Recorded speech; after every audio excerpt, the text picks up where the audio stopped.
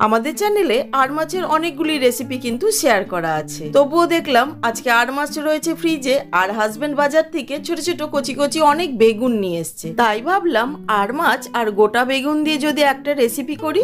তার জন্য প্রথমে আর মাছগুলিকে ভালো করে ধুয়ে জল ঝরিয়ে নিয়ে দিয়ে দিচ্ছি লবণ, হলুদ, সামান্য পরিমাণে সর্ষের তেল দিয়ে খুব ভালো করে মেখে নিচ্ছি। এদিকে কড়াইতে সর্ষের তেল গরম করে নিয়েছি, তার মধ্যে এবার মাছগুলি একে একে দিয়ে দিচ্ছি।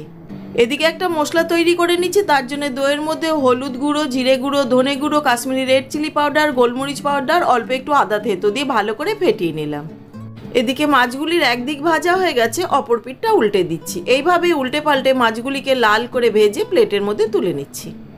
এখানে কিছুটা ছোট সাইজের বেগুন নিয়ে নিয়েছি, আর বেগুনগুলোতে এইভাবে কাট লাগিয়ে দিয়েছি। এতে করে ভেতরটা পরিষ্কার আছে কিনা, পোকামাকড় আছে কিনা দেখা যাবে, আর ঝোলও ঢুকে যাবে। তার উপরে হলুদ মাখিয়ে নিচ্ছি, লবণ কিন্তু দেব না। মাছ ভাজা তেলের মধ্যেই বেগুনগুলো দিয়ে দিচ্ছি। লবণ দিলে না কেন? লবণ দিলে এক্ষুনি নরম হয়ে গলে যাবে। বেগুনে লবণ দিইনি, লবণ দিলে না এক্ষুনি বেগুনটা গলে যেত একদম। কচি বেগুন যেহেতু ছোট ছোট, হলুদ দিয়ে ভেজে নিচ্ছি। বেগুনগুলি ভাজা হয়ে গেছে, এবার প্লেটের মধ্যে তুলে নিচ্ছি। এখানে নিয়ে নিয়েছি শুকনো লঙ্কা, জিরে, মেথি, কালো জিরে আর একটা ইলাইচি, সেটাকে এরকম ভাবে থেতো করে নিয়েছি। এবার এটা আমি ফোড়নে দিয়ে দিলাম। ফোড়নটাকে একটু সময় ভেজে নিচ্ছি। এইবার দিয়ে দিচ্ছি আগের থেকে তৈরি করে রাখা পেস্টটা, দিয়ে কিন্তু খুব ভালো করে সাথে সাথে নাড়তে থাকতে হবে।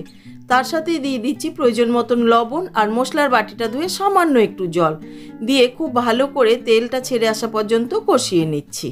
এইবার দিয়ে দিচ্ছি প্রয়োজন মতন গরম জল, আর ওপর থেকে দিয়ে দিচ্ছি কয়েকটা চেরা কাঁচা লঙ্কা দিয়ে ভালো করে নেড়ে নিয়ে ঢাকা দিয়ে দিচ্ছি কিছুক্ষণের জন্য। কিছুক্ষণ হয়ে গেছে, ঢাকাটা খুলে নিচ্ছি। ঝোলটা খুব ভালো মতন ফুটে উঠেছে। এই সময় দিয়ে দিচ্ছি আগের থেকে ভেজে রাখা মাছ আর বেগুনগুলি।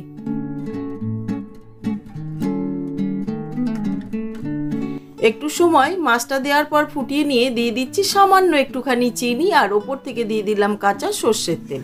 ওপর থেকে এই যে কাঁচা সর্ষের তেল, এটা কিন্তু দিতেই হবে। এটা দিলে পরে টেস্ট আর ফ্লেভার দুটোই পাবেন। ব্যাস, রান্নাটা রেডি। গরম গরম ধোঁয়া ওঠা ভাতের সাথে মাছের ঝোলটা তো ভালো লাগবেই, সাথে বেগুনটা কিন্তু দারুণ লাগে খেতে। বাড়িতে অবশ্যই একবার ট্রাই করবেন।